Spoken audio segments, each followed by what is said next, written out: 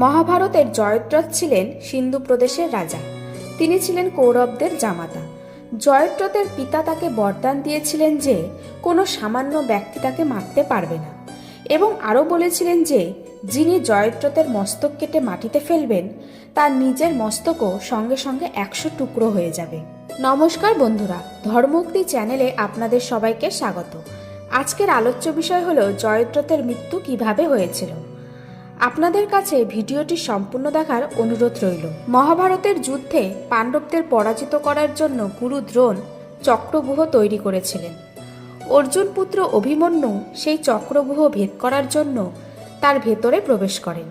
তখন জয়দ্রথ পেছন থেকে নিরস্ত্র অভিমন্যুকে প্রহার করে, আর তার প্রহার এতটাই তীব্র ছিল যে অভিমন্যু সেই প্রহারে যুদ্ধক্ষেত্রেই নিজের প্রাণ ত্যাগ করেন। অভিমন্যুর মৃত্যুতে অর্জুন ক্রোধে দুঃখে জর্জরিত হয়ে পড়ে। তখন অর্জুন প্রতিজ্ঞা করে যে আগামীকাল সূর্যাস্তের পূর্বে যদি জয়দ্রথের মস্তক কেটে ফেলতে না পারে তাহলে তিনি নিজেই নিজের প্রাণ ত্যাগ করবেন। অর্জুনের এই প্রতিজ্ঞা শুনে জয়দ্রথ ভয়ে দুর্যোধনের কাছে যায় সাহায্যের জন্য।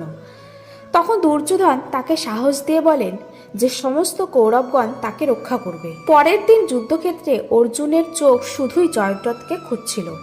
গুরু দ্রোণের পরিকল্পনায় জয়দ্রথকে সবচেয়ে শেষ প্রান্তে রাখা হয়, যাতে অর্জুনের পৌঁছাতে পৌঁছাতে সূর্যাস্ত হয়ে যায়। তারপর অর্জুন একে একে অশ্বত্থামা, গুরু দ্রোণ, দুর্যোধন সবার সঙ্গে যুদ্ধ করতে থাকে। তারপর যখন অর্জুন জয়দ্রথের দিকে অস্ত্র প্রয়োগ করতে যায়, ঠিক তখনই কর্ণ এসে জয়দ্রথের সামনে দাঁড়ায়।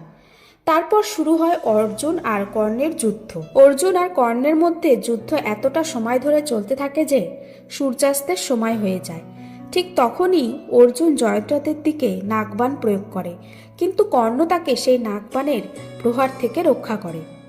যুদ্ধ চলতে চলতে যখন সূর্যাস্ত হয়ে যায় তখন অর্জুন নিজের প্রতিজ্ঞা মতন নিজের প্রাণত্যাগ করতে যায়। ঠিক সেই মুহূর্তে ভগবান শ্রীকৃষ্ণ তাকে থামায় আর বলে এটা সূর্যাস্ত ছিল না, সূর্যগ্রহণ ছিল, যার কারণে চারিদিকে অন্ধকার নেমে এসেছিল। ঠিক তখনই অর্জুন তার অস্ত্র ওঠায় আর জয়দ্রথের দিকে প্রহার করে, আর তখন জয়দ্রথের মাথা তার দেহ থেকে ছিন্ন হয়ে তার পিতার কোলে গিয়ে পড়ে, আর তখনই সাথে সাথে তার পিতাও ভস্ম হয়ে যায়। তো বন্ধুরা, আজকের ভিডিওটি যদি ভালো লেগে থাকে তাহলে চ্যানেলটি সাবস্ক্রাইব করে পাশে থাকুন।